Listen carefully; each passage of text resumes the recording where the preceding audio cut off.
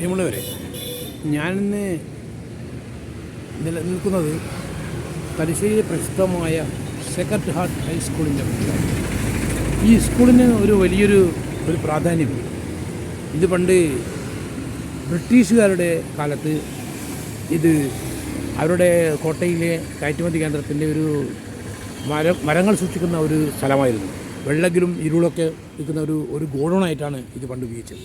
പിന്നീട് ഇത് അവരുടെ ക്രിസ്ത്യൻ സഭ ഇത് വാങ്ങിച്ചു. ഞാനിത് പറയുന്നത് എന്താണെന്ന് പറഞ്ഞാൽ, ഈ സ്കൂൾ പ്രസിദ്ധമാകുന്നത് E.K. ജാനകി അമ്മാൾ എന്ന നമ്മുടെ ഇന്ത്യയിലെ പ്രസിദ്ധയായ ശാസ്ത്രജ്ഞ പഠിച്ച ഒരു സ്കൂളാണ്. ഇവർ തലശ്ശേരിയിൽ 1879 ജഡ്ജിയായിരുന്ന E.K. കൃഷ്ണൻ്റെ മകളായിരുന്നു. ജാനകി അമ്മാൾ തലശ്ശേരിയിലെ സ്കൂൾ പഠനത്തിന് ശേഷം മദ്രാസിൽ ക്വീൻ മേരി കോളേജിലാണ് പഠിച്ചത്. തുടർന്ന് അമേരിക്കയിൽ സ്കോളർഷിപ്പിൽ പഠിച്ചു. കാഴ്ചയിൽ ഇവർ ഒരു രാജകീയ പരിവേഷം ഉണ്ടായിരുന്നു. ഇവർ തീയ സമുദായത്തിൽ ജനിച്ചവരായിരുന്നെങ്കിലും ഇവരുടെ പ്രൗഢമായ വേഷവിധാനങ്ങളൊക്കെ വളരെയധികം ആകർഷകമായിരുന്നു.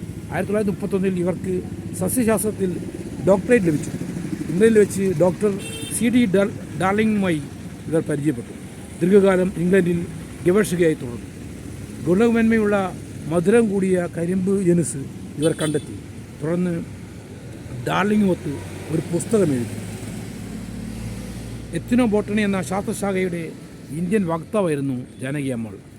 ജാനകി അമ്മാളിനെ നമ്മൾ സ്മരിക്കുമ്പോൾ, നമ്മൾ ചായ കുടിക്കുമ്പോൾ ആദ്യം ആലോചിക്കേണ്ടത് ജാനകി അമ്മാളിനെയാണ്. ഇവർ തൻ്റെ ഗവേഷണ പ്രബന്ധം വിപുലമാക്കി വിദേശത്തേക്ക് പോയി. തൻ്റെ ഉറ്റ സുഹൃത്തായിരുന്ന ഡാർലിംഗും ഒത്തുമായിരുന്നു പിന്നെ ജീവിച്ചത്. ഇംഗ്ലണ്ടിൽ വെച്ച് അവിടെ ഒരു സർവകലാശാലയിൽ ജോലിയും ചേർന്നു. 1945 ഇവർ സൈറ്റോളജിസ്റ്റായി അവിടെ ജോലിയിൽ തുടർന്നു. ഈ ബന്ധം 1981 വരെ നിലനിന്നു.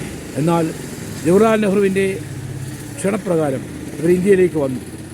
ഇവിടെ ബോട്ടണിക്കൽ സർവേ ഓഫ് ഇന്ത്യയുടെ പരമാധികാരി ചാർജെടുത്തു. 1977 രാജ്യം പത്മശ്രീ നൽകി ജാനകി അമ്മാൾ ആദരിച്ചെന്നാണ് ചരിത്രം. എൻ്റെ ഈ വീഡിയോ നിങ്ങൾക്ക് ഇഷ്ടമായെങ്കിൽ ലൈക്ക് ചെയ്യുക, ഷെയർ ചെയ്യുക. ഞാൻ അജയകുമാർ NR, തലശ്ശേരി.